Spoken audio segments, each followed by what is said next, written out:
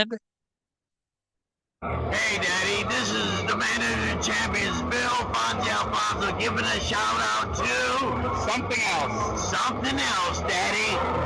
This is Nicole Matara, Great Warrior Wolf, and you are listening to Something Else. I'm Tony Cini, and you're listening to Something Else. Hey everybody, it's Rich Palladino, the voice of New England, and you are listening to Something Else with Arya.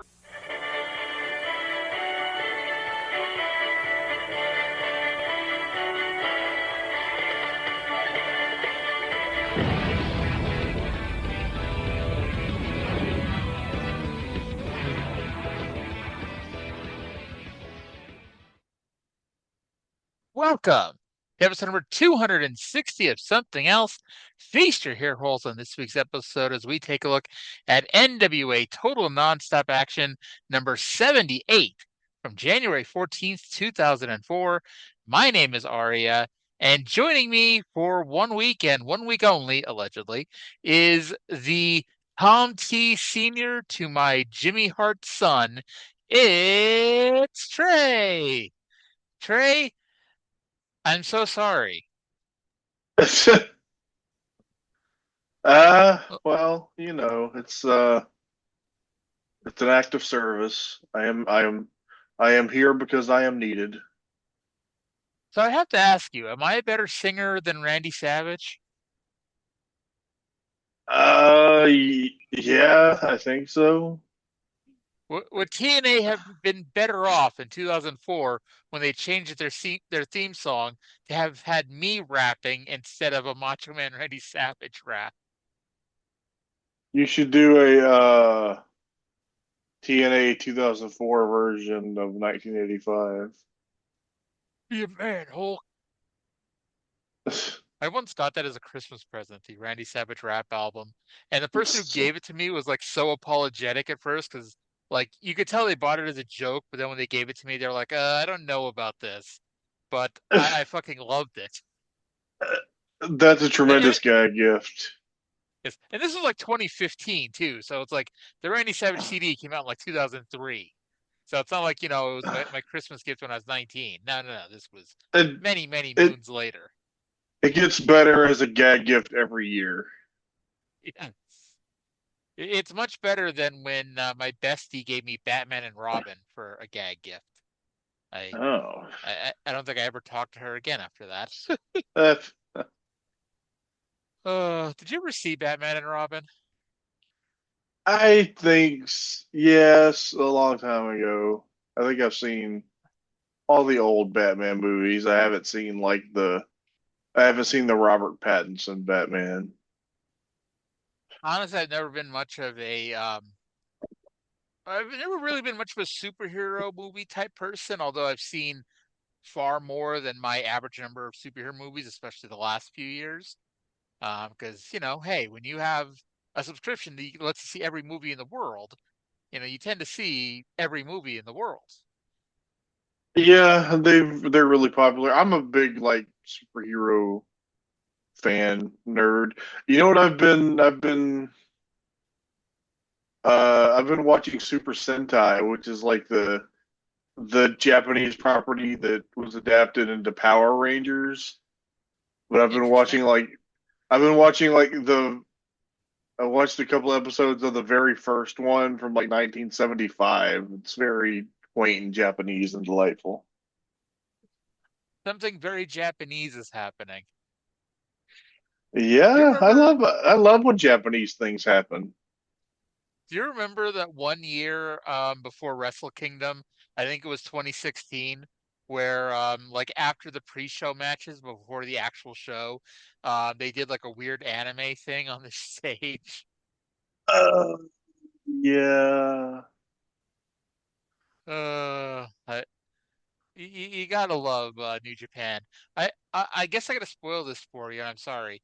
Remember how the last 2 years they've had a woman come out at after the pre-show matches and tell everyone to go online and vote for some fucking show or something? Yeah. They did not do that this year. What a travesty.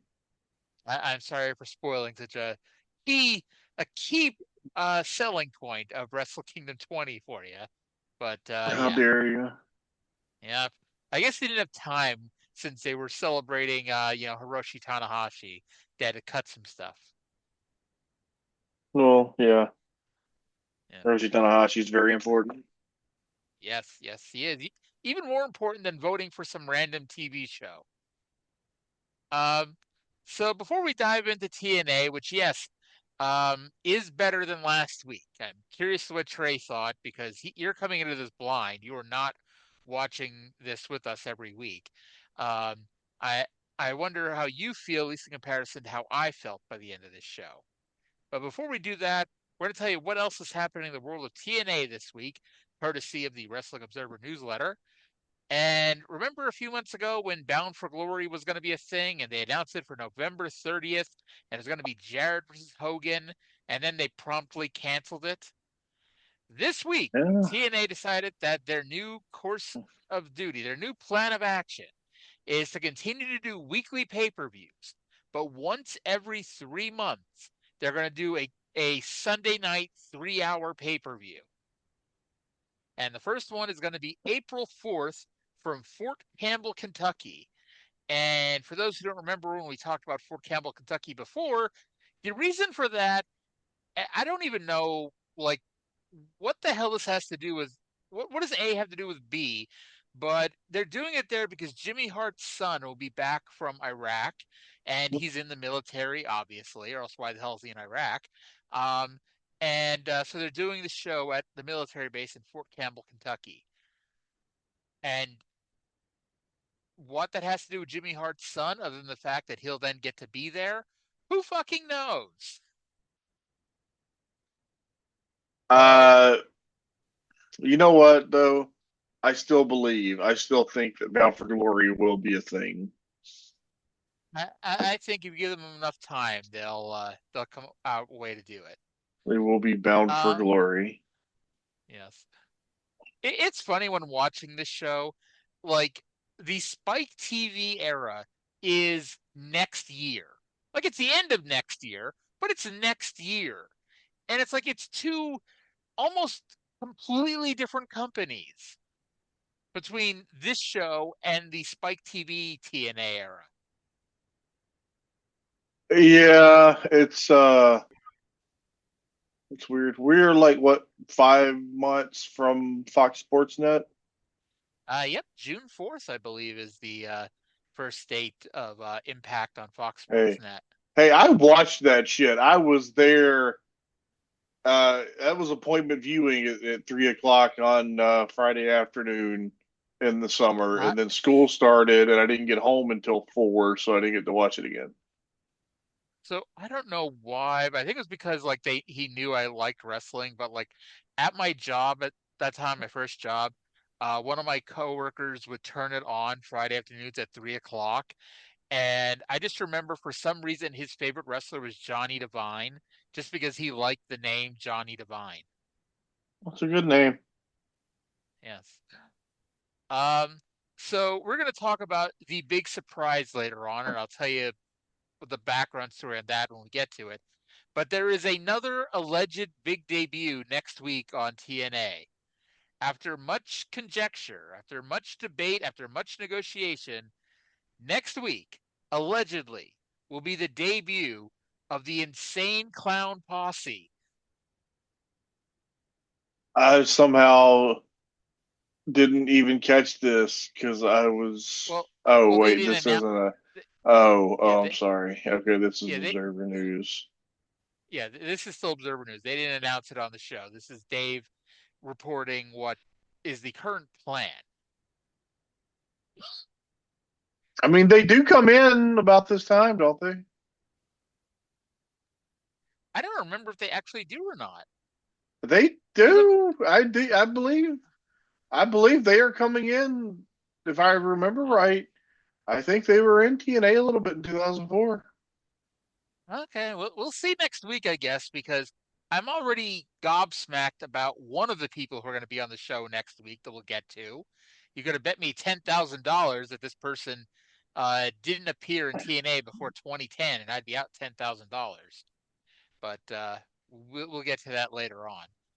Um, I I don't know. I just remember like this is around the time frame when the Insane Clown Posse, like the news was they were going to every fucking wrestling company around this time, and like it felt like they never went anywhere. Didn't And they? then they went and hired Vince Russo. Did they have like one match in Ring of Honor? Or did I make that up? I have no idea if that's true or not.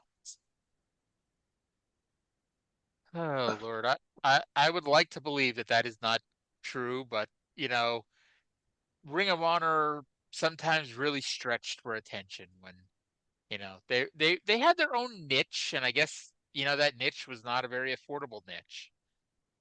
Glory by Honor 2002. They faced the Outcast Killers, Diablo Santiago and Oman Tortuga. That must have been a deleted match off the DVD because I'm done 2002. I'm into 2003. I'm just before the first Death Before Dishonor, and I do not remember an Insane Clown Posse match in 2002. Oh, well, that was the AI answer, so maybe it's not, or maybe it's also very possible that they did not air It that match, or it might be they did like not release that match. it might be like that Conan match at I think it was Final Battle that was so bad they edited it off the DVD. Um, so jumping into the show here, after the recap of last week setting up this week's main event, we saw footage from Explosion, where Erik Watts and Goldilocks were arguing in front of the Gimp. We also saw Jarrett telling Don Callis that this week is their Super Bowl, and he wants to know who the Gimp is. I'm so glad that I wasn't alone in calling this thing the GIMP. Or why Oh does no, Erik Watts have a GIMP? Jeff Jarrett also wants to know. do you know who the Gimp is? Did you look that up? I don't. I don't. It was a Do, big do, fella. do you want me to tell you who it is, or do you want to? I mean, I don't know when he takes off his mask, but he's more well known in TNA without the mask. It's Who is it? Apollo. Apollo? Yes, the Puerto That's Rican fucking Apollo, not to be confused disappointing. with. Yes, you don't remember Apollo having such big ass fucking arms, do you? No, I don't. I was like, who is this big barrel chested son of a bitch? Yep. Apparently he was training out. He was training with Triple H, I guess, for a while. Um, Ah. so By the after way, that, we saw. Hmm? I have an update. Cage match does in fact have this Insane Clown Posse match on from Death Before, or I'm sorry, from Glory by Honor, but it's listed on Cage Match as a dark match. Okay, good. Tony Khan, if you're Both. listening to the podcast, and why wouldn't you be? We need to see if that is in the library somewhere because See, I thought. they had to have taped it. Surely they didn't destroy the tape. We need to see. We need on ROH Vault. We need to see the Insane Clown Posse. See, I thought you were gonna say, Tony Khan, we need you to bring in the Insane Clown Posse because you're the only company that hasn't booked them yet. You know what? I would almost if they weren't old. I don't think Shaggy Two Dope can still do the diving leg drop. Maybe he can. Oh Maybe he darn. still. I don't know. I kind of like those guys. So we saw AJ and Watts arriving at the arena, and we went back to Jarrett calling Tom T Sr. And once again, now last week I flipped out about this, and I'm about to flip out over it again. Once again, Tom T Sr.'s secretary has no fucking idea who the NWA World Champion was, and she makes a joke about it. Why must TNA constantly bury itself? This show is fucking scripted. It doesn't matter if the real human being answering the phone has no idea who he is. He is the world champion.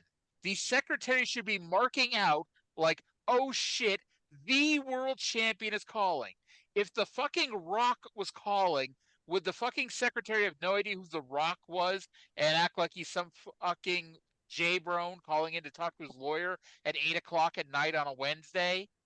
Instead, Jarrett, who books himself to be the #1 guy and the world champion for most of the next 3 years, also books himself to look like a total nobody.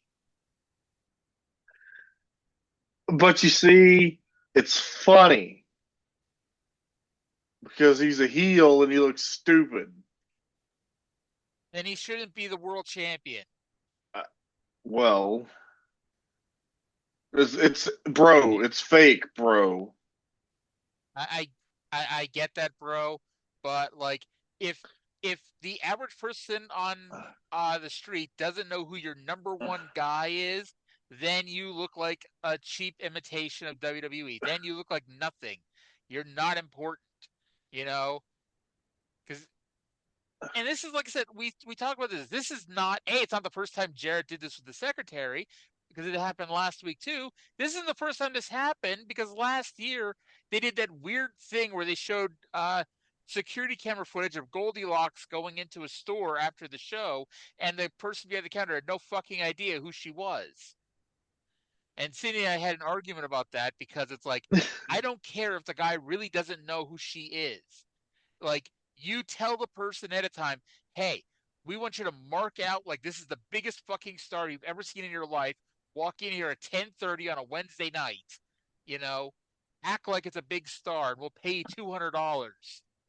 It, you're right. It's just ever so funny to me that you're this passionate about this.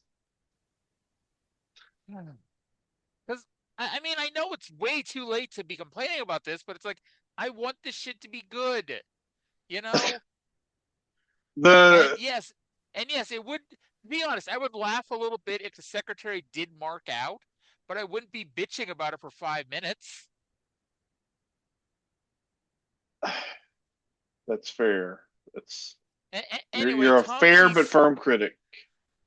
Tom T Senior now has a last name, by the way. It's Stenenbaum, and he says Jarrett should be careful of the gimp, and that Kid Kash needs to come through this week because he needs these signatures for some reason. Tom T Sr. also gives Jarrett the go ahead to share the big news. Okay, coming into this blind, the thing I was most confused about was why Kid Cash was collecting signatures.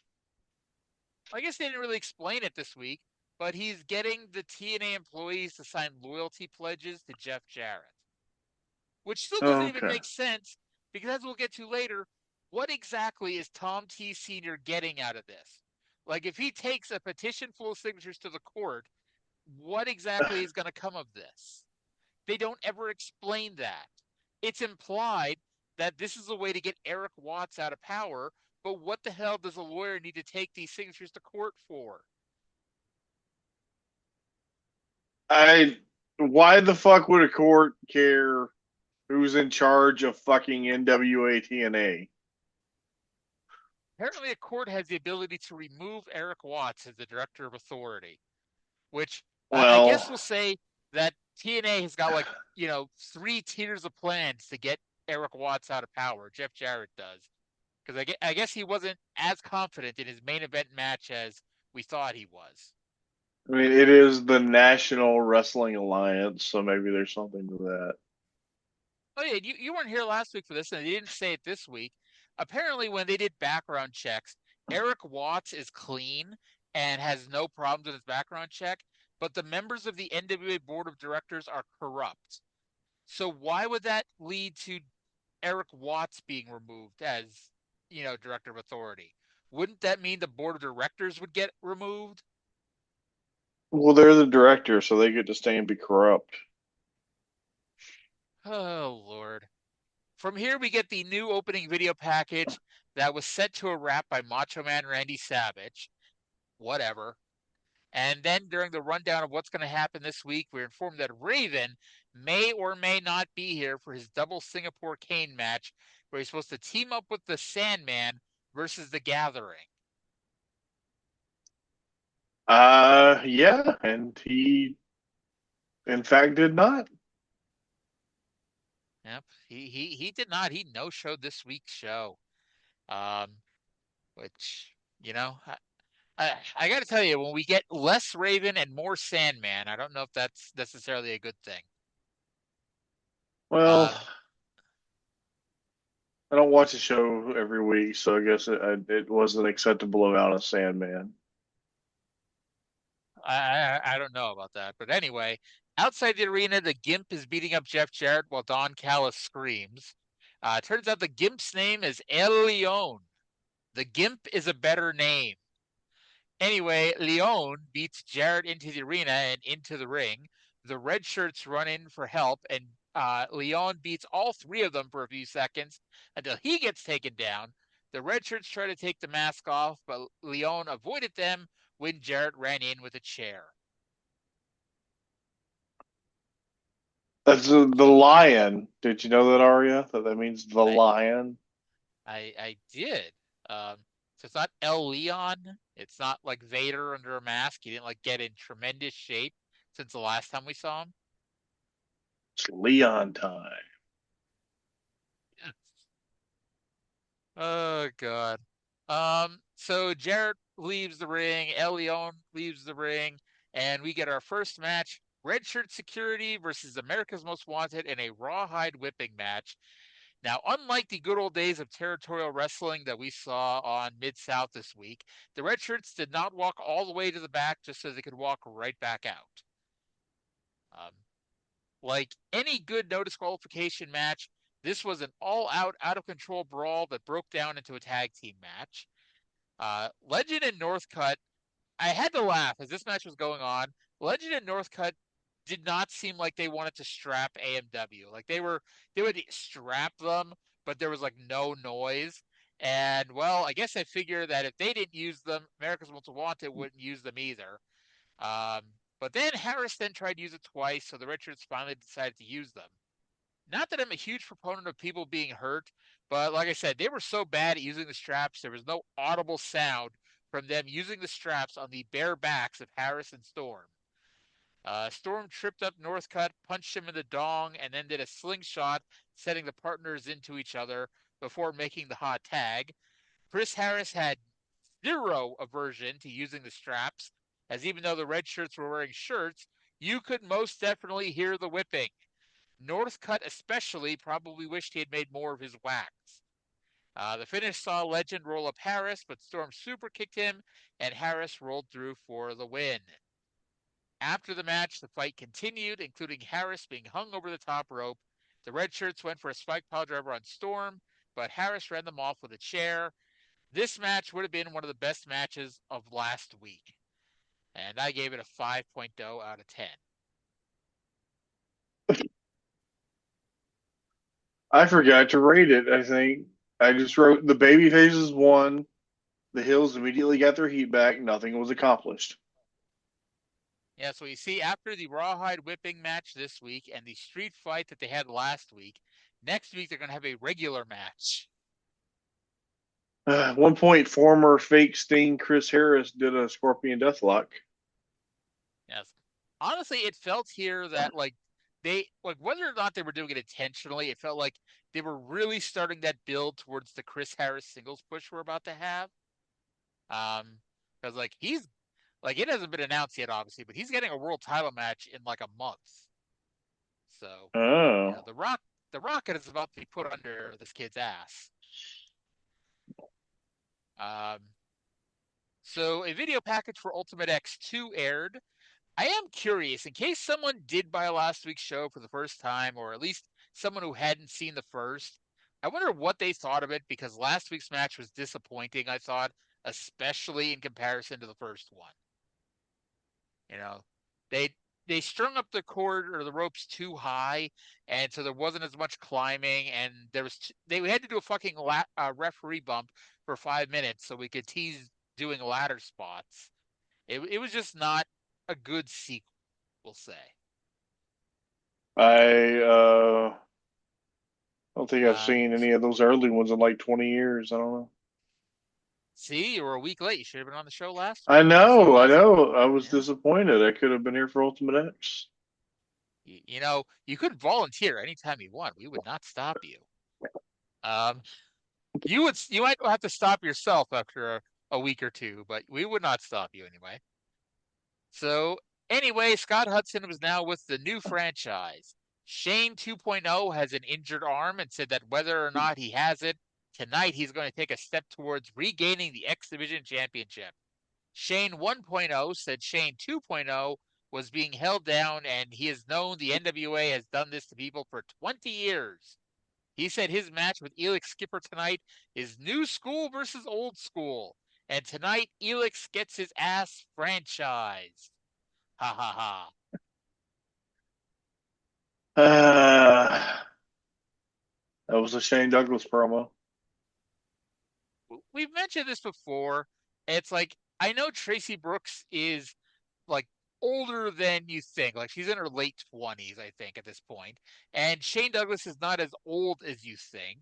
Um, but it's so skeezy looking at someone who's been wrestling since more or less before I was born, having this young hotsy totsy girl rubbing herself all over him and all that shit. And it's like it looks like a dad groping his daughter. Shane Douglas started after you were born, but before I was born. Yes. By the way, my favorite part of when Shane Douglas talks about someone's ass being franchised, it always reminds me of the funniest thing Dave Meltzer ever wrote, which is when Shane was doing all those promos talking about Ric Flair's ass being franchised, that Flair should open up a chain of restaurants called Ric Flair's Ass. Look, could that be any worse than some of the business ventures that Ric Flair has gotten himself involved with in the Oh my God! last decade or so? Remember when he opened up a financial firm or whatever that was? It's like Yes. if there's anybody in the world that I would trust my money, it's Ric Flair. Oh Oh God. God. Yeah. I think I saw like a couple of billboards in Houston for some kind of thing that he's involved with. What is it? He's like drunk on Cameo or something. Yeah, yes, that was a thing apparently recently. Ric Flair was drunk on Cameo. I did not go and you know check it out, but apparently he did pay back the money to the person that paid for that cameo. Well, that's good. So from here we get a three-way number one contenders match: Low Key versus Christopher Daniels versus Michael Shane. Um, this best match of 2003 so far, which I know we've only had two shows, but yeah, I say best match 2003, best match 2004. I want to point out I don't get 2026 wrong. I don't get 1985 wrong. I got 2004 wrong. You know, all these years are going to fuck me up at some point, I guess. Best match What 2004 so far. Not that that's saying much. were you doing in 2004? I was a junior in high school. I was at this point. I was in the middle of failing out of college. Oh, that's exciting. Yep, yep. So Daniels and Low Key stood face to face and argued during Shane's entrance.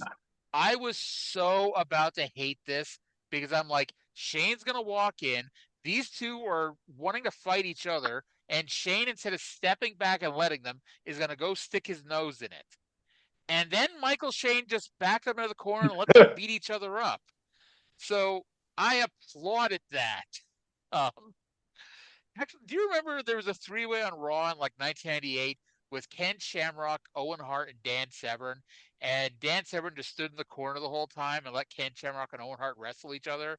And then the finish was Shamrock put on the ankle lock, and Severn walked over and put him in the chokehold for the submission. Tremendous. Yes. Why can't more people be like Dan Severn? Um, so Shane, by the way, finally got involved once Daniels went for a cover.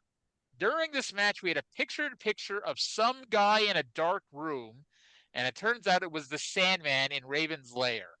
Remember like 9 months ago when no one could find Raven? Maybe Scott Hudson outed where his lair was to everybody, because now everybody can find that fucking thing. God, Hudson looks like a Uh, fucking stooge. Well, he did steal Goldilocks' job, so there might be something to that. She Um, has she's given some jobs, I bet. so we had what I thought was a neat little spot where Daniels was on the floor and Low Key was running at Shane in the ring, but Shane olayed Low Key and sent him into a suicide dive to Daniels. Um, Now I'm actually sad a little bit that Cyndi wasn't able to do this show, and I don't know if she actually watched this match or not to ask her, but it's like her biggest point of contention was that Michael Shane was such was booked so poorly as X Division champion. He looked like such a bitch. He could never do anything on his own. This match, I thought, did far more for Michael Shane than Michael Shane's entire X Division title reign. He looked like a very competent worker. He looked like somebody who should be the champion. He looked like, a world beater here. And I get not everybody's Christopher Daniels and Low Key, but, he spent a good amount of time wrestling good wrestlers, and he looked like crap when doing it. And actually, it's similar, to every time Seth Rollins would be the world champion in WWE, where he'd be built up to win the belt and he'd look like a world beater and an ass kicker. Then he'd win the belt and look like a little bitch.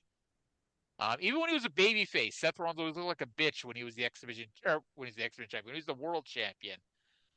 Um, Funny enough, Yeah. speaking of like X Division, the first time I ever saw Seth Rollins on NXT, all I could think was he is Justin Gabriel's future tag team partner. So I'm like that. I'm like he's small, he flies around a lot. They are not going to give him the chance to be anything. Turns out I was And wrong. you were wrong, yeah. Yeah, or maybe, I'm saying that Justin Gabriel deserved a lot more than he got. But Justin uh, Gabriel was good. yeah, especially when he got out of there and was able to do his own thing there for a bit. He was in TNA for a bit. He was in Ring of Honor for a bit. Um, New Japan so look, Strong. yeah, Low Key and Daniels worked together for a little bit until Low Key decided to kick his former partner. Low Key and Daniels both tried submission holds, but each time they got broken up by the third guy. Daniels went for a superplex to Low Key, but Shane shoved him into the guardrail. The crowd, who sat on their hands for most of this, finally got into it when Low Key hit a rolling capo kick. He went for the key crusher, but Shane 1.0 ran down and interfered, allowing Shane 2.0 to hit a super kick for the win. I gave this, a 7.5 out of 10, which, for those who can't do math, translates to 3 3/4 stars. I was at 3 1/4. This is a very entertaining match. I did get distracted. I had a sneezing fit toward the end of the match, so maybe that distracted me. You were allergic to the crowd reacting. Maybe. I had to laugh about the stuff that the crowd did not react to on the show and the stuff that they did react to. Uh, Uh, yeah. Backstage, Scott Hudson was now with AAA president Antonio Pena and TNA Spanish language announcer Armando Quintero. Makes you wonder what the point of Hudson being there even was, because this was Armando Quintero interviewing Antonio Pena. And Because Armando tells us, Scott go Hudson ahead. must be in at least 5 segments on every show. I did not count this week to see if he was on the show more or less than Jeff Jarrett, because we had a running count there for a couple episodes. Armando tells us that TNA and AAA now have a talent trading agreement, and Hudson informs us that February 11th will be the America's X Cup. The 4 best AAA wrestlers will take on the 4 best TNA X Division wrestlers. And after that, they re-aired the video they showed last week, talking about all the great wrestlers of AAA, which featured Michael Shane and David Young winning matches. Just tell you the Uh, state of that relationship. I guess. Um, so I mean, I'm happy we're finally getting to, I guess, what I have termed in my head the good era of TNA. Like, this was around the time when I was following it, when I was getting the weekly emails, building up TNA, and I'd be going on the TNA website every week and seeing the results. And even though I couldn't watch any of this, I was like, man, this sounds awesome. Like, the America's X Cup sounds like the greatest thing ever, yada, yada, yada. And it's like, we're getting to the point when we'll see how it plays out watching it as opposed to just reading about it week after week. Sadly, I Eh, think I know how I feel about it after watching the first 77 episodes. well, at least there's probably some good stuff coming. That's true. That's true. Um, so are you looking forward to the America's X Cup? Uh, I probably won't see it, but if I just happen to be needed to watch it that week, yeah, it'd be great. Nothing, nothing is stopping you from watching it. I mean, we might have you on the show, but nothing's stopping you from watching it. There's just so many things. I make you watch too much wrestling already. Uh, Is that a real thing, though? Is there such a thing as too much wrestling? uh, if you want to have like a life and stuff, but Yeah. who I had to needs la- it? I had to laugh because Voices of Wrestling sends me their ballot every year for the match of the year, and I got it today, and I'm sitting here looking at it. I'm like, I have no fucking idea what the 10 best matches of last year would even be. Like, I was sitting here thinking, I was literally sitting here going, okay, what were 10 really good matches that I remember? And I could not remember any fucking match, which is awful, I know. But, There's just like, there's just so many. It's so much like, now. literally the only match I can remember was Leon Slater versus Javon Evans at Bound for Glory with that really shitty finish where Dark Slate ran in. You should just sit in the ballot with just that match. Oh, number two might be Mike Santana versus um Trick Williams. But Trick. anyway, hey, might as well show some love here. Tomorrow is TNA's debut on AMC, and it's like legit wishing them nothing but the best of luck. I know we rip on TNA a lot, but good luck to them. Good for them. I hope they make it because no matter what, at the end of the day, it's always good to the more options there are for wrestling out there, the better things are. And Yeah. a stable third company is better than one juggernaut, one doing pretty good, and everybody else doing shit. Yeah. Um, so Simon Diamond versus David Young with Glenn Gilberti as guest referee in an internal problems match. Is the internal problem the fact that Disco is involved? He's the leader of the group, so apparently. Um, Before the match, Glenn Gilberti, whose referee shirt is about 3 sizes too big, tells us that just because he's wearing a referee shirt doesn't make him an idiot. He asks the fans to stay out of this while they figure out their internal problems, and then tells us that the loser of this match is out of the group. So this is a loser leaves the group internal problems match. I can't confirm that Disco Inferno being an idiot is not contingent on whether or not he's wearing a referee shirt. Yes, indeed. Because I'm fairly certain when he does his podcast with Conan every week, he's probably not wearing a referee shirt when he does that. Or when he tweets Dave. Honestly, I must have blocked Disco, or maybe he blocked me because I never see Disco on Twitter. Or maybe I just don't go on Twitter enough. Uh, um, Dave was trending on Twitter the other day because he apparently disagreed with Sports Illustrated calling Dominic Mysterio the Wrestler of the Year. Oh, He took great offense to that, and that was news apparently. what a wonderful A- life. Anyway, Gilberti wanted Diamond and Young to shake hands, but Diamond wouldn't, and the match was on. There was a female fan in the front row cheering for both, so maybe she originated the both these guys chant. Um, David got the advantage with a dong kick. I imagine it's moves like this that inspired Diamond to make Young part of his Diamonds in the Rough stable next year. That's what made me think about how the Spike TV era is next year, was that these two members are 2/3 of the Diamonds in the Rough. I honestly didn't realize that this wasn't Diamonds in the Rough. Nope, nope. This is just Glenn Gilberti's stable. Not even a stable. He was managing Diamond and Swinger, and then David Young got attached to them. Um, So David tried to use a chair, but Gilberti wouldn't allow it. David missed a moonsault. By the way, this I thought was legitimately impressive because Simon was halfway across the ring, and David goes up for a moonsault, and I'm like, geez, I wonder if Simon will even have to move for this. And no, Simon Diamond had to move out of the way because David Young got some fucking hops on this moonsault. Good for him. Yeah. Poor guy never won a fucking match. Well, this is the wrong time to say this, but the poor guy never won a fucking match. But he could go. You know. Um. So let's see. Diamond hit a Hurricane Rana, but then, ladies and gentlemen, right here on Total Nonstop Action, we saw the biggest betrayal since Benedict Arnold sold the plans for West Point to the British when Glenn Gilberti laid out Simon Diamond with a stunner and allowed David to win.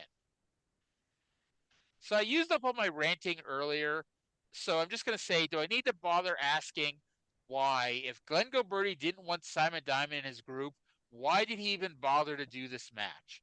Why didn't he just say, Simon Diamond, I don't want you in my group anymore? Because where's the fun in that? Plus, like, let's say this is a shoot. If you were to choose which person you'd want in your group, do you want the guy that never wins or the guy that, wins about 2/3 of his matches? You lost me at being in a group with Disco. Well, I guess.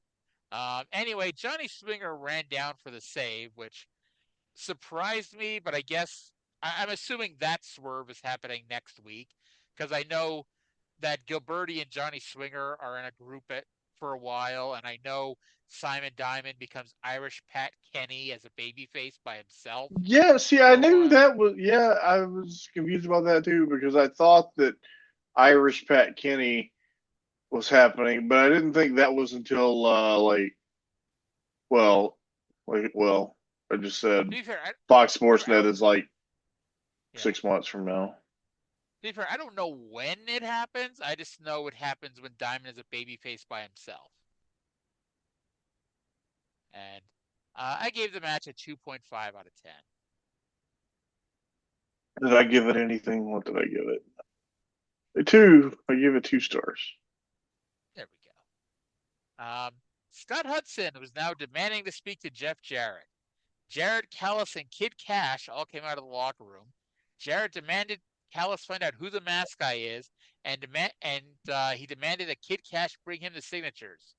First of all, we know who the mask guy is. We were told earlier. It's 1 second. Cañutillo. Yeah, it's El Cañutillo. Canutillo, or the Gimp. El Leon. Secondly, and this is where I point out, why does Tom T. Sr. need loyalty pledges from TNA employees for court? Plus, let's say these signatures successfully got Erik Watts removed. All Watts would have to do is show tape of last week's show where Kid Kash was forcing people under threats of violence to sign. So that would cause two things. A judge would ban TNA from ever airing another program if he made him watch last week's show. And B, like I said, show that Kid Kash is forcing people to sign under the threat of violence. And Jeff Jarrett has apparently decided, for some reason, it is of utmost importance that Chris Vaughn sign. Apparently, where Chris Vaughn goes, so does the rest of the company. Oh well, Chris Vaughn is apparently a person who exists. I've learned today. He's a very important member of Black Shirt Security. I was.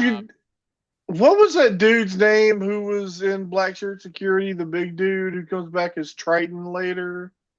Well, he was Redshirt Security. That's Ryan Wilson. Okay, so that's not. Well, who were the Black Shirt Security was Chris Vaughn and Rick Santel, and Rick Santel's the one whose arm got fucked up when Ryan Wilson flung him halfway up the ramp a few months ago. Okay, I guess that I did not realize that Chris Vaughn was tiny. Well, we'll get to that in a second here. But by the way, last week Sean Devari was a member of Blackshirt Security. Oh, I did how not about I that? did not see him this week though. Uh, so we then go to our next match: Shane Douglas with Tracy Brooks versus Elik Skipper. Earlier this was called an old school versus new school match.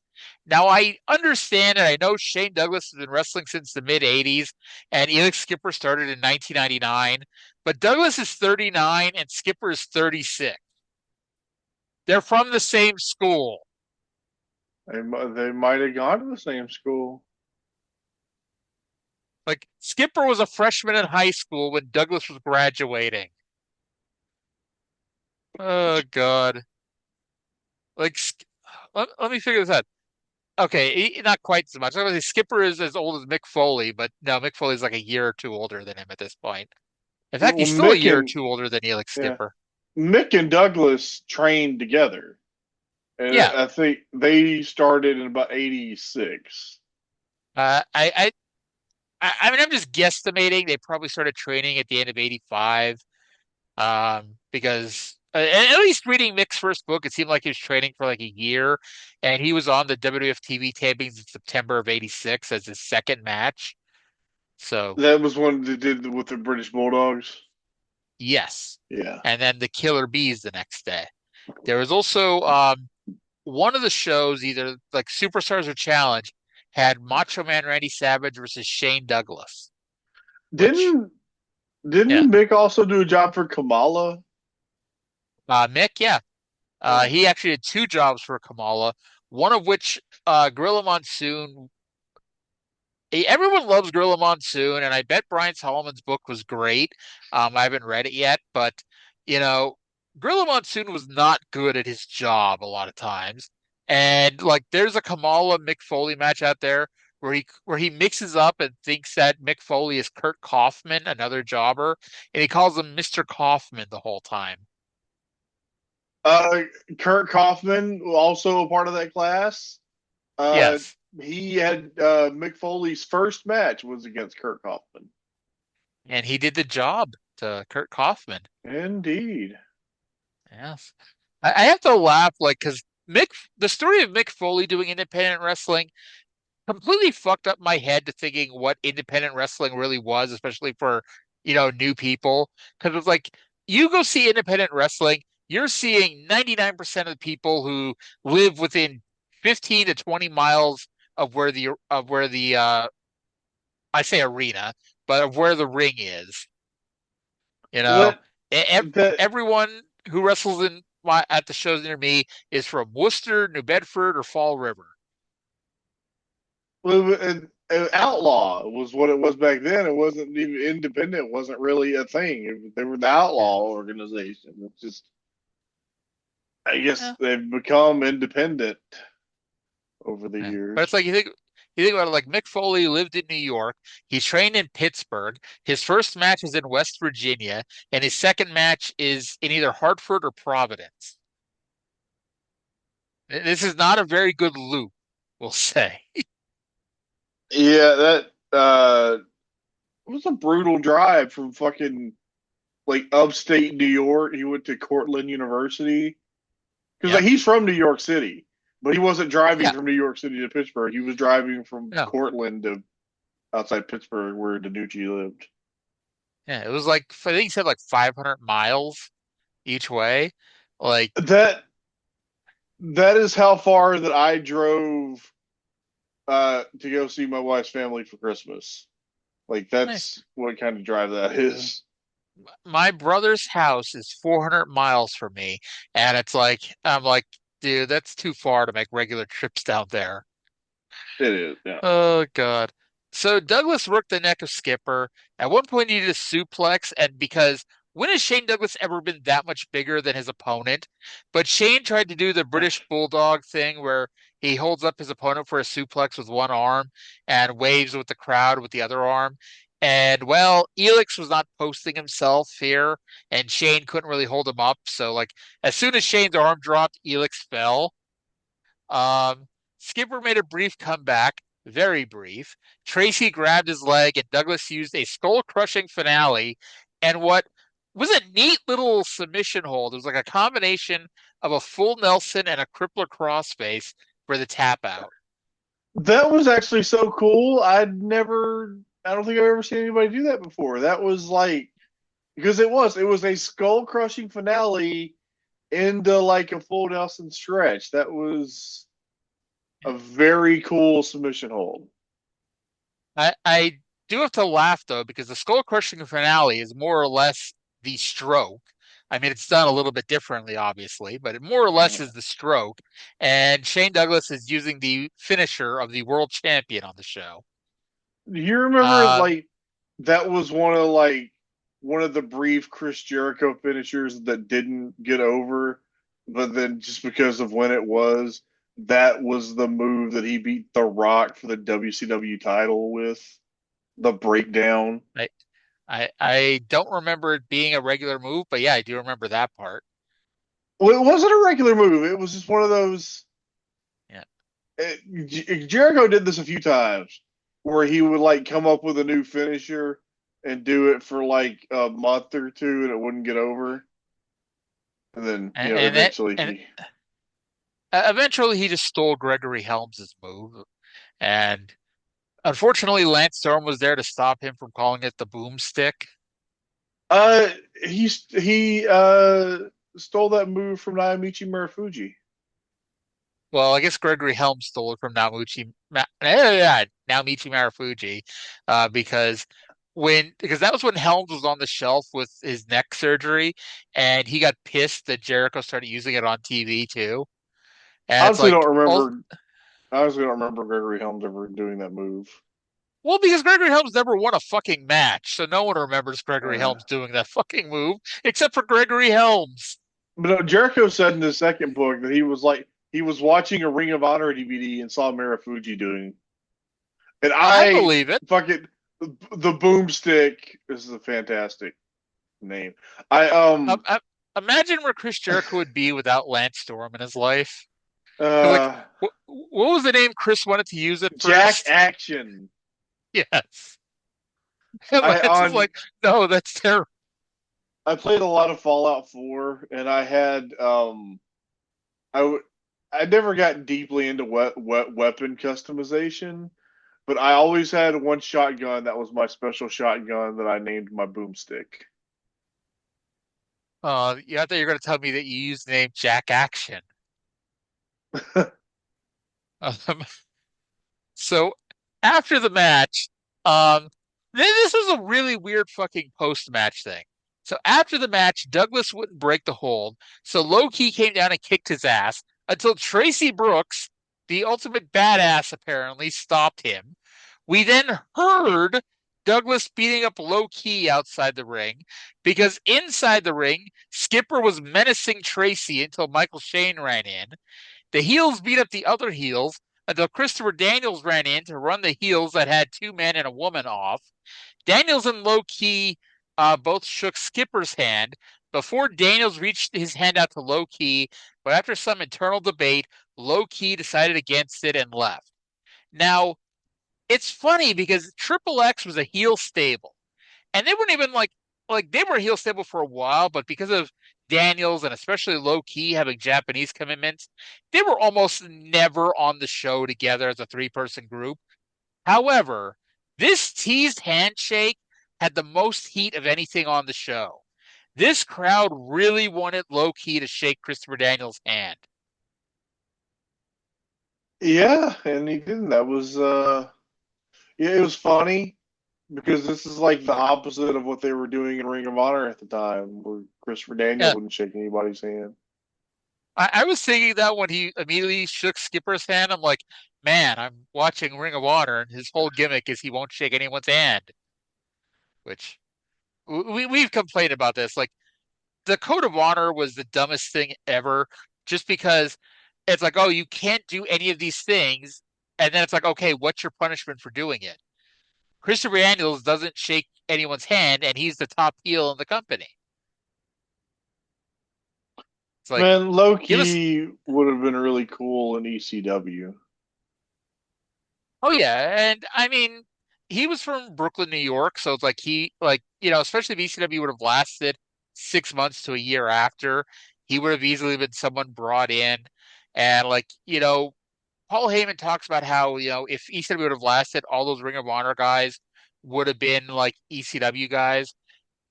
I'm not saying they wouldn't have been, but like Bryan Danielson, Christopher Daniels, and Samoa Joe, all from the West Coast, he was not flying those guys in. It's like, unless they had a major influx of cash, he was not flying in people from the West Coast, for ECW shows, especially new guys like that. Thinking Uh, like 2000, like this vintage low key against like 1998 Taz would have been so fucking sweet. that would have been interesting. I was thinking, and I'd bet this match probably happened somewhere, maybe MLW, but low key versus CW Anderson. I bet that would have been really good. That does sound awesome, and that does sound like an MLW match. Yeah. Even though all three were in Ring of Honor, all two were in Ring of wow. Both of them were in Ring of Honor, both of them were in TNA, and both of them were in MLW, but it really feels like the only place that would have booked that was MLW. Do you remember when Christopher W. Anderson was on the WWE CW? Yes, because we could not have CW Anderson because people might confuse him with the CW network. I think the The only time legitimate. he Go ahead. was like one of the early CM Punk like job guys, and then I think that Yep. was the only time that he was ever on TV. I think I was at that show. I'm pretty sure that was the match in Wilkes-Barre, PA. That was Big Show versus Sabu, where Sabu got disqualified for using a table. And I had to explain to my friend who went to the show with me that not every match is an Extreme Rules match because he was not happy about that. Especially because ECW was live and like because they would tape SmackDown first, and like there was like a 30-minute delay before ECW. And so, like, yeah, that was the main event. It was Big Show versus Sabu in an un-Extreme Rules match. On Extreme. Yes. So this match, I mentioned it went short. This match went exactly as long as Shane Douglas versus Elix Skipper needed to go. I gave it a 2.0 out of 10. Star and a half. Alrighty. Um, so Scott Hudson was now with AJ Styles, who was holding the Super X Cup trophy. I mean, his Mr. TNA trophy. I guess it's not the money you make, it's the money you save. And AJ said that losing tonight was not an option. Is failure an option? No, failure is not an option. Apparently not. And as we'll see, losing may or may not be an option. I've got no fucking idea who won the main event. Options are Um, optional. yep. Kid Kash versus Chris Vaughn. So before the match, they showed us last week where Sonny Siaki refused to sign the petition due to advice that he was given. That was the only time this entire show that random thing was brought up. Like, what the hell's going on with Sonny Siaki? Is the Gimp telling him what to do? So Kid Cash came down, he slapped Tiny the timekeeper around and forced him to sign the new petition. Tenay and West screamed about the injustice while standing 3 feet away and doing nothing about it. Tenay, in fact, was so upset that he called Kid Cash Dave. Because, it's a shoot. He called him Dave. Well, What was Dave his name? David Cash Jericho. Something crazy like that, yeah. So Dave said that he'd shove the clipboard up Tenay and West's ass if they didn't sign. Does he think it would help him get signatures if the clipboard now smelled like Mike Tenay and Don West's asses? Maybe. Anyway, Chris Vaughn did not wait for his theme music and just hit the ring to hit Cash, which got a bigger pop than most of the X Division match. What is wrong with these fans? Cash hit Vaughn with his hands harder than AMW and the Red Shirts hit each other with the straps. The camera kept cutting back to Tiny, and I wrote, well, that gave away the finish because obviously Tiny's going to interfere and Chris Vaughn's going to get the win. Vaughn shaved his forehead and nicked himself, and that trickle of blood inspired his comeback. Kash, I've never seen this before. Kash did a top rope body slam, which I got to tell you, I mean, there's probably only so many people who can both, give this move and do it, because like, how the hell can you do a top rope body slam to another person? And then Kid Cash went with the moneymaker. So I guess all those shots of Tiny the Timekeeper did not give away the finish. It was After, really fun to see Kid Cash against somebody smaller than him who he could bully. okay, is Chris Vaughn actually smaller than Kid Cash? It sure looked Because like it. to me, it looked like Chris Vaughn was at least as tall, if not an inch or two He might have been taller. as tall. He was not as like He wasn't as he did big. not look like a filled out grown man. He did not look like Yeah. somebody who works out. So after the match, Cash smeared Vaughn's trickle onto the petition. At this point, Erik Watts could have Charlie Kelly as his lawyer talking about bird law and win any potential court case because all you have to do is show the tape of Kid Cash rubbing Chris Vaughn's trickle of blood onto the contract as proof that he signed and be like, okay, that's thrown out. Then, then Tiny the Timekeeper got in the ring. Now, in case you haven't caught on to the subtle hilarity of the name, Tiny the Timekeeper is a very large, very fat man. You know, if you remember when TNA had the big fat oily guy, that was Tiny the Timekeeper. You know, and so he no sold a clothesline that I think he was supposed to duck, and then speared Cash. Cash then kicked this fat man's ass until Don Harris made the save. The Red Shirts and AMW all ran in to fight each other. And the best part of this was when Don Harris ran in, Don West screamed that Kid Cash now has to pick on someone his own size. First of all, Kid Cash was smaller than everyone in this segment and was shorter than Chris Vaughn. Secondly, Don Harris is a foot taller and at least 100 pounds heavier than Kid Cash. So maybe Don Harris should pick on someone his own size. It's okay to pick on somebody smaller than you if they were picking on somebody. 4.0 out of 10. I kind of like this match. I went 2 3/4. I enjoyed this. Yeah. That Chris Vaughn, I don't know if he really has potential, but I, he could do something. He doesn't, spoiler alert, but he could do something. He could definitely be an undercard guy, you know. So Scott Hudson is now in Raven's lair, where Raven has apparently finally showed up to work 75 minutes late. And actually turned out it wasn't even Raven. It was Jim Mitchell wearing Raven's hoodie, which if you ever want a weird sight, go find a screenshot of Jim Mitchell wearing a hoodie. It It's just does very not odd. look right. Yeah. Yes. Mitchell said that the first two notches on the key to Raven's soul are CM Punk and Julio De Niro. Mitchell said that Raven won't be here, and both Julio and Punk cut their own short promos. Julio called Punk CM, adding him to the short list of people to do that, which, as we've mentioned before, includes Mike Adamle when he did commentary in WWE. It was so funny because we just talked about that, like, I don't know, last week on one of the shows. Yes. And I swear I did not know this was happening when I did that. Oh God. So also, and now I know the real story is that, for whatever reason, TNA wasn't really interested in hiring Jim Mitchell, but Raven and Shane Douglas basically got him hired to work their program. And so Jim Mitchell has a job so he could work with Raven. But when I think of people in TNA who need a manager to cut a promo for them, CM Punk is not on that list, even in 2004. Yeah, you're right. You're right. CM Punk has never needed a manager, even though he's him and Heyman worked because that was like Hennig and Bockwinkel. Yes. Yes. But this is not Hennig and Bockwinkel.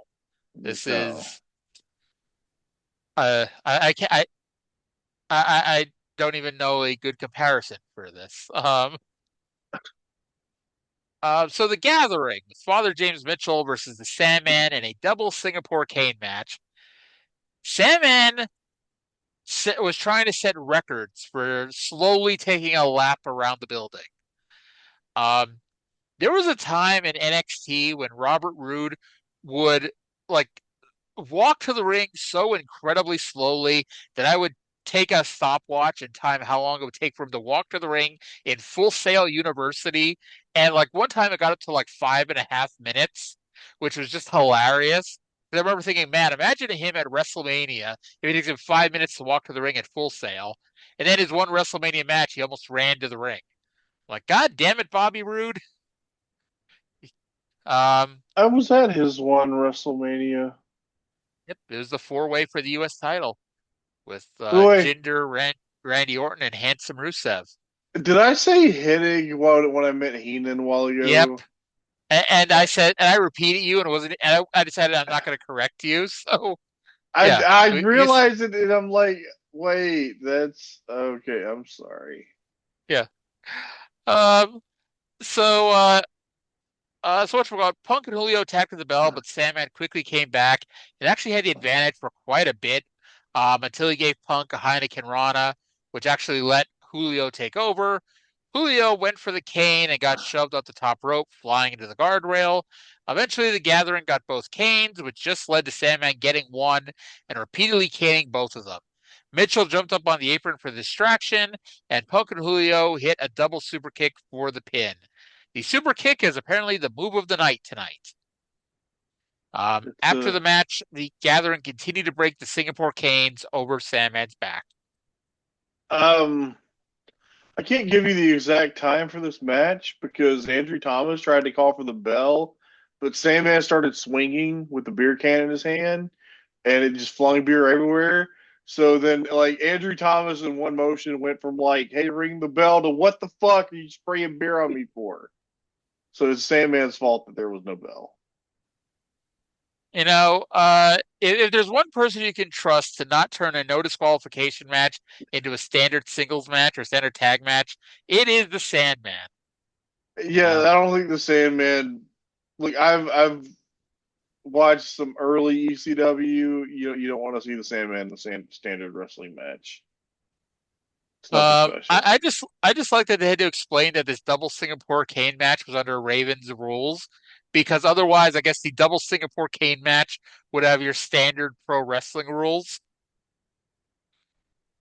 Do you remember when he got drafted to Raw and had a feud with Carlito? Raven. No, Sandman. Oh, kind. I just think Carlito and Raven. Boy, that would have been a feud. I bet Raven could have done something with Carlito, but I always had to laugh that like Carlito was openly trying to get fired, and they'd always reward him with a push. Like Primo was always the good colon and never caused the trouble, never got blocked up. But Carlito would be rewarded for trying to get fired. The first show that I ever went to, Carlito was like he was the Intercontinental Champion, but he was doing the Cabana, and it was so funny because he just came out and he was getting booed, like super booed, and he just deadpan. He goes, Carlito didn't even say anything. Uh, it's his fault that Chris Masters never won the WWE title. He put Cena in the Master Lock. No one had ever broken the Master Lock. If he would have just let Masters submit Cena, it could have been down to one-on-one. But nope, Carlito had to be an idiot. I Uh, wanted Carlito and the Masturbate to win the tag team titles from Big Show and Kane, and they didn't.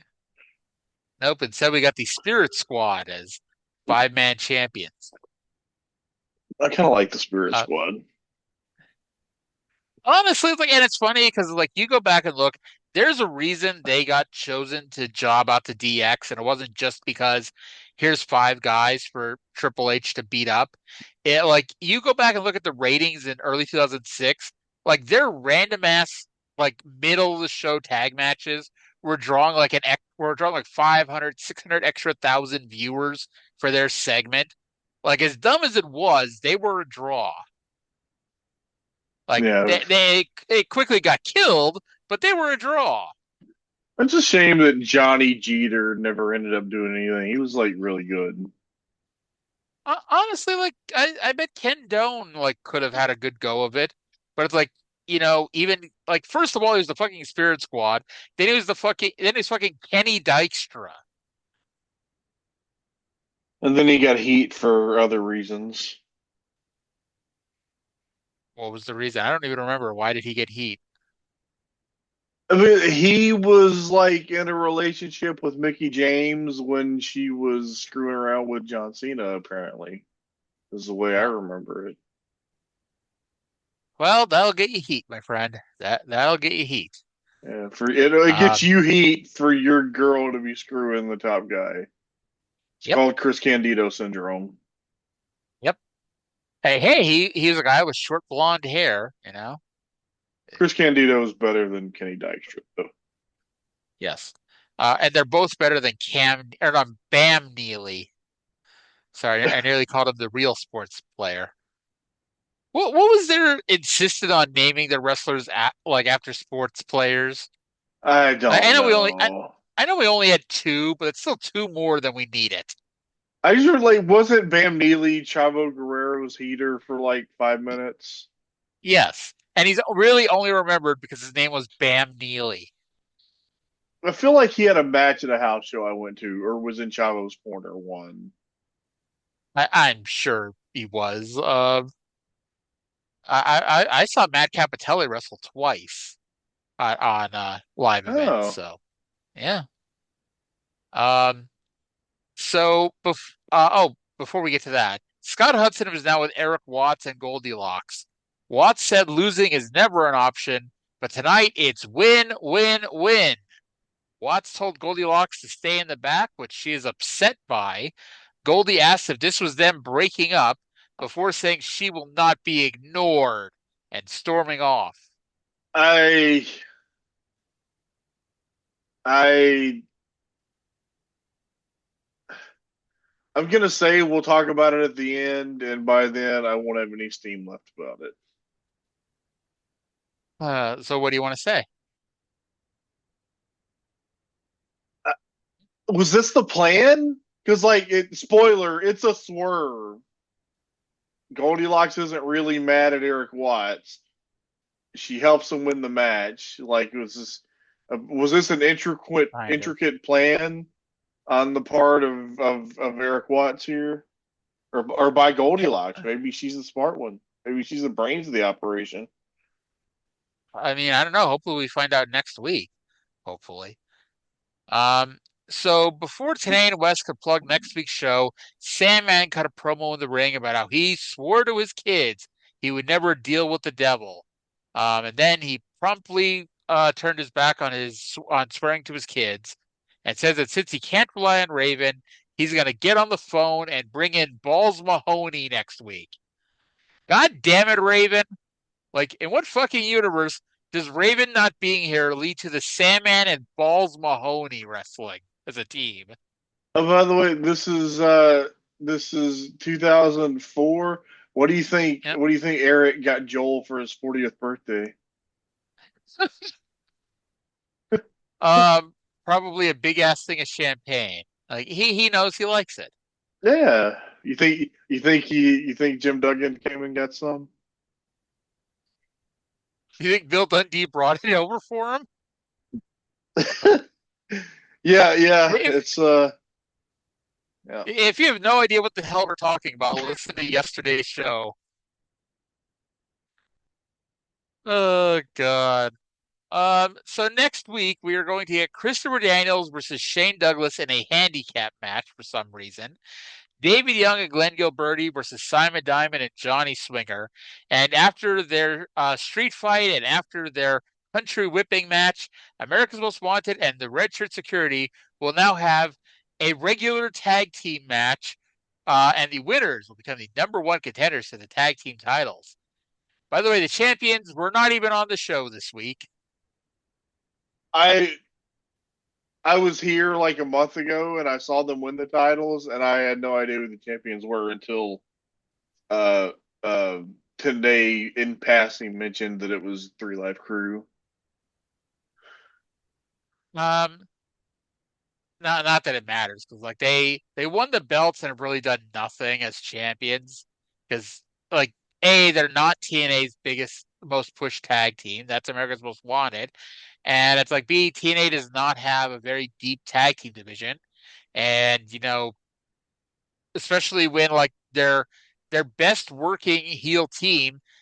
Spoiler alert, they're gonna break up soon. If not next week, then pretty damn soon afterwards. So at this point, the lights go out, and we go to the production truck where Don Callis drops the biggest news of all time. And they show a video that culminates in telling us that fucking Johnny Fairplay is coming to TNA. We don't get Hulk Hogan, who was teased like for like a month, but we're gonna get fucking Johnny Fairplay. My my mother was a big Survivor fan. Oh So yeah, Survivor's I a great was show. Now, originally, the reason why they started teasing this huge announcement was that originally the huge announcement was going to be the start of a weekly television show because they were negotiating with WGN. Which, if that would have happened, keeping in mind the costs would not have been, a smart investment for them. But like that is huge, exciting news for the company, and something that even though he's the heel world champion, I could see why Jeff Jarrett would be excited to announce that they're going to get a weekly television show on WGN every single week. However, why would pro wrestling world champion Jeff Jarrett care, be excited by, or give a single fuck that TNA signed the guy from Survivor? because the Like, guy from sure, Survivor's a fucking scumbag, and he's a game recognized game. I guess, but I mean, like, sure, TNA minority shareholder Jeff Jarrett might be excited because Johnny Fairplay was a known name at the time. And hey, your mom may have heard that, hey, Johnny Fairplay is going to be on a wrestling show, and she may now watch it to see what Johnny Fairplay does. You know, however, this is nothing for Jeff Jarrett, the wrestler. Like, fine, there's another scumbag in the company. And unless they do something next week, I'm pretty sure Johnny Fairplay and Jeff Jarrett do absolutely nothing together. Because Jeff, like this is not Hulk Hogan draping his arm on Dennis Rodman and refusing to like let Rodman go anywhere without him to get publicity. There's not going to be a billion members of the media showing up at the asylum next week to take pictures of Johnny Fairplay coming out. famous scumbag Jeff Jarrett is happy to have another famous scumbag around.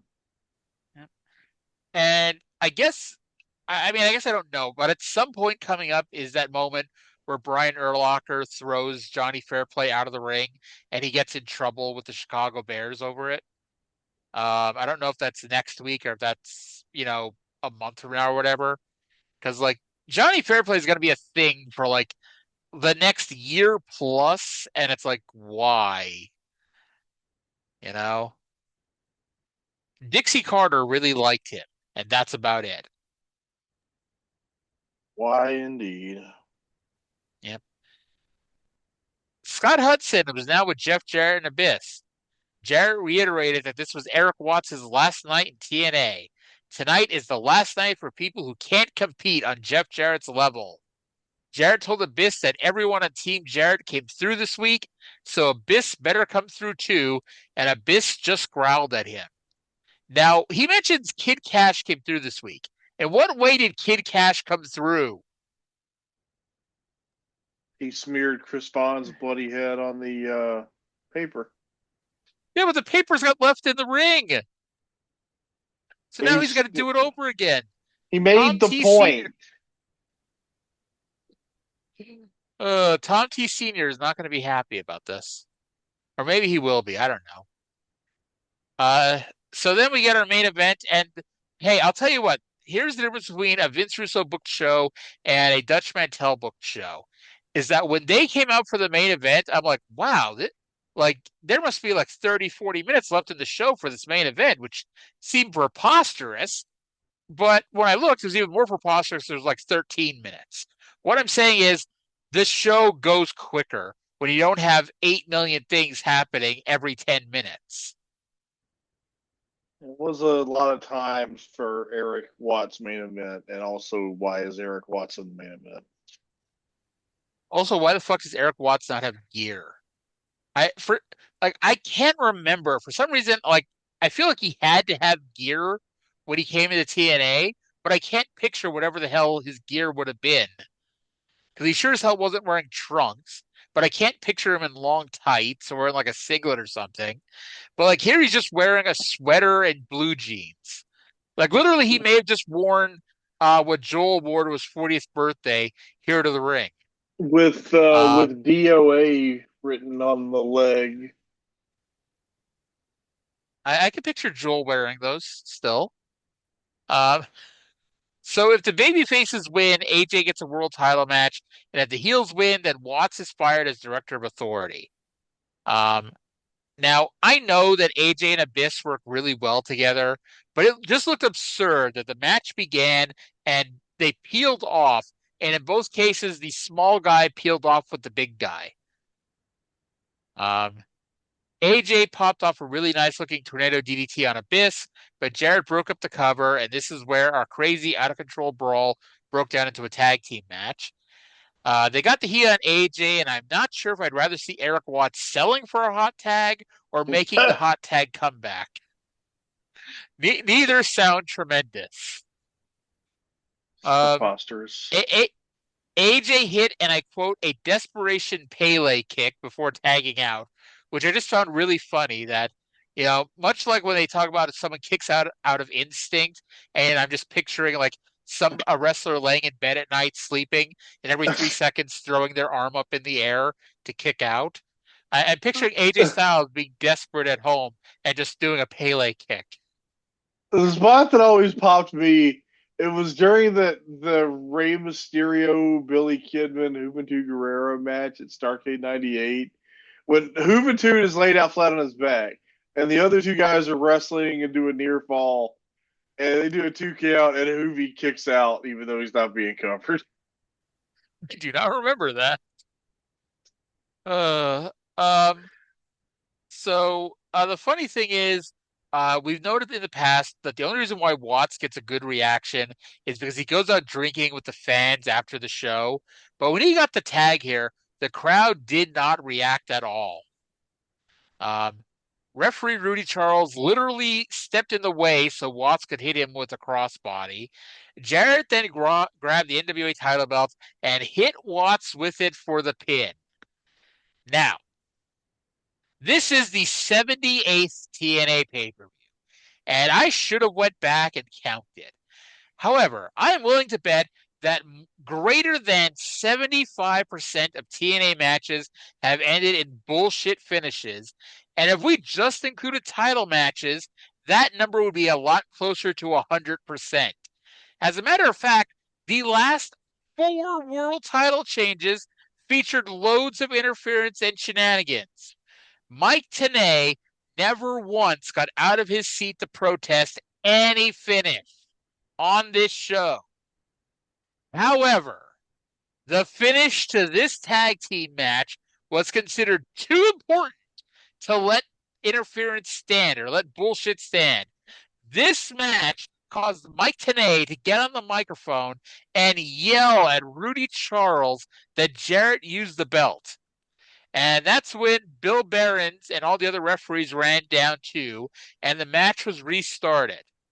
Then I had to press pause because this is where we got overbooked to hell, where El Canotillo ran down to attack Jeff Jarrett, and they peeled off through the crowd.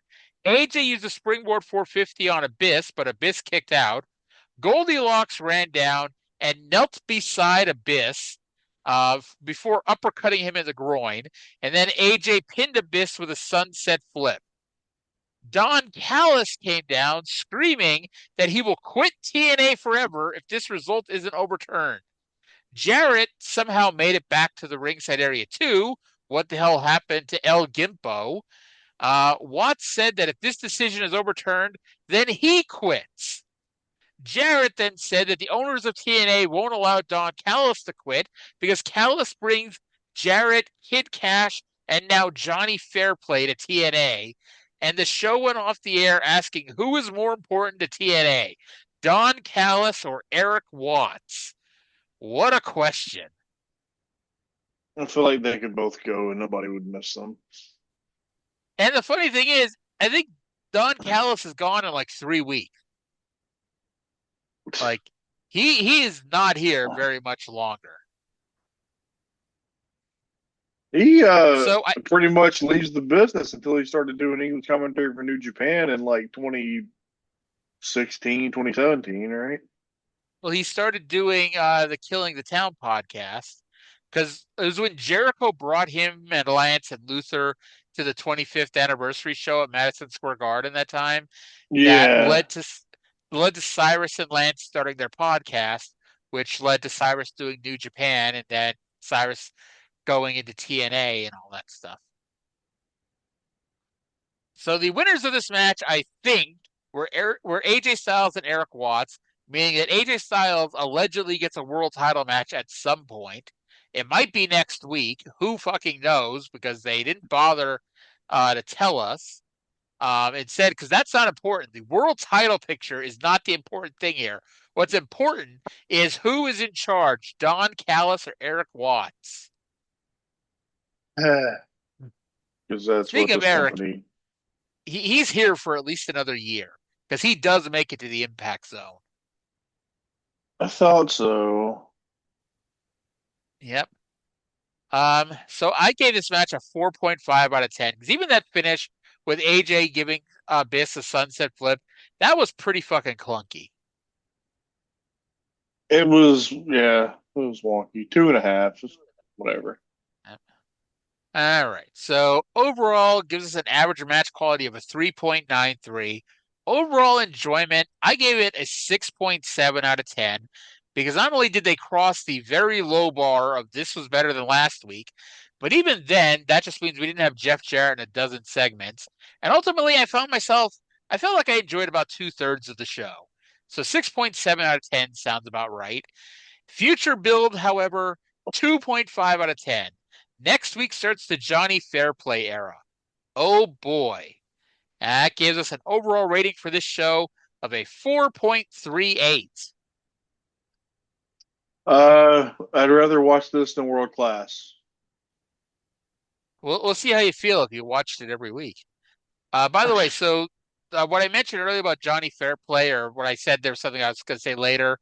Apparently, the negotiations with Johnny Fairplay, they didn't get completed until 30 minutes before the show started.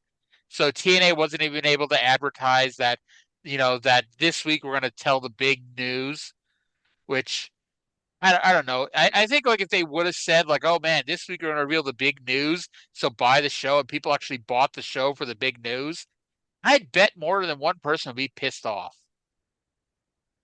I'd be really, but I don't know. If you bought NWA TNA to find out what the big announcement was, I feel like you deserve what happens to you. That could also be true. All right, so we're done with another week of TNA. We've only got 6 months to go, or not six. Actually, that's wishful thinking. We have 8 months to go. September 8th is the last TNA weekly pay-per-view. Oh, that's exciting. May the best Jeff win. Jeff Jarrett and Jeff Harvey for the NWA World Title. Anywho, that's I guess going to do it here. Any closing thoughts on TNA? It wasn't a bad show this week. I guess by the standards I have in my mind for 2004 NWA TNA. Exactly. Plus, I even spoiled it for you, and I told you that this show was better than last week's show. I'd be interested if you had watched last week's show, what your thoughts would have been. Because that was definitely a shit show. I guess we'll never know. Oh, I guess we could. You could just go back and watch it. It might somehow make more sense to be watching these shows in reverse. Maybe, maybe. Maybe that's what you have to do next. That'll be our next podcast where Trae watches TNA in reverse. Tremendous. All right. Well, that's going to do it for this week. Hope you all enjoyed the show. Thank you, Trae, for filling in this week. And thank you all for listening. And we'll talk to you again in 7 days. Bye.